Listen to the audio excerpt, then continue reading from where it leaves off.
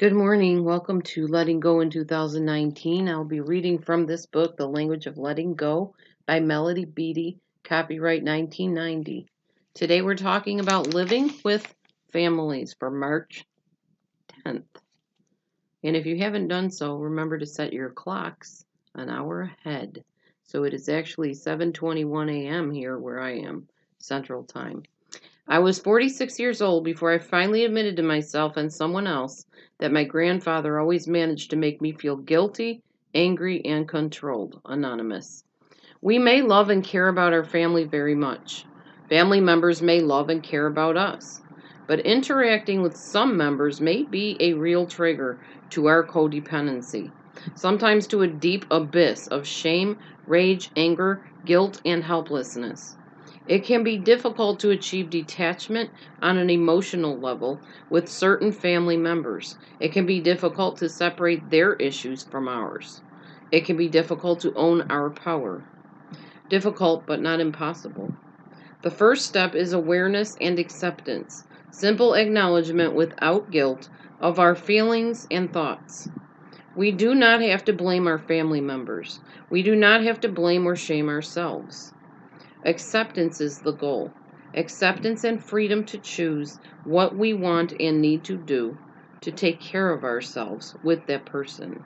We can become free of the patterns of the past. We are recovering. Progress is the goal. Today, God, help me be patient with myself as I learn how to apply recovery behaviors with family members. Help me strive today for awareness and acceptance. Very good reading, because many of us are in families. Some families are dysfunctional, or some families are perfectly functional but have a few dysfunctional family members as part of those families.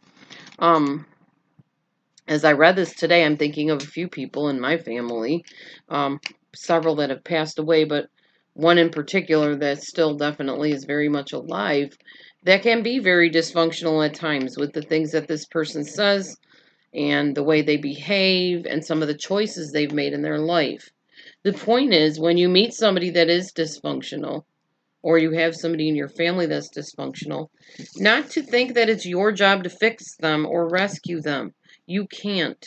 Nobody can rescue or fix another person. You can make suggestions. You can try to be helpful.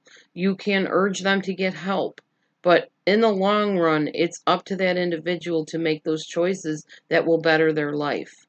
Everyone has a right to choose. Everyone has a right to make those decisions that are going to affect themselves and other people. And if you know somebody that's doing something, for instance, addictions is a big one in different families. If you know someone is an addict and they refuse to get help, unfortunately, you can't hog tie them and drag them into a facility to help them.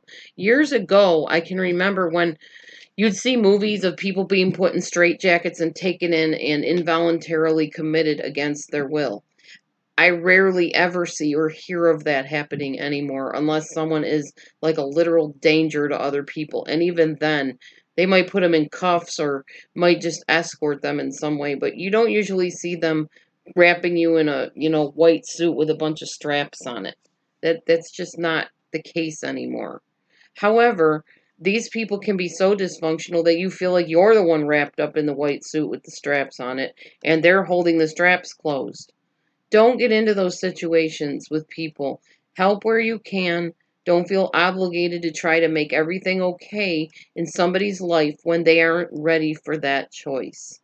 All you can do is pray, step back, watch them make their choices, keep praying, and one day they may or may not come around.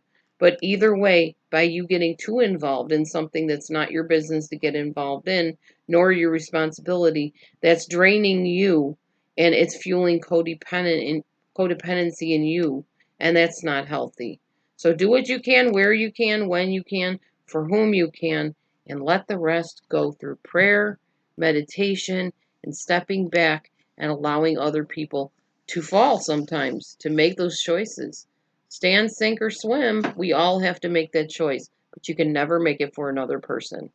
So take care of yourself today as best as you can and let God handle the rest. Thanks for watching, And stay tuned for tomorrow's Letting Go in 2019. Have a great day and be blessed, everyone.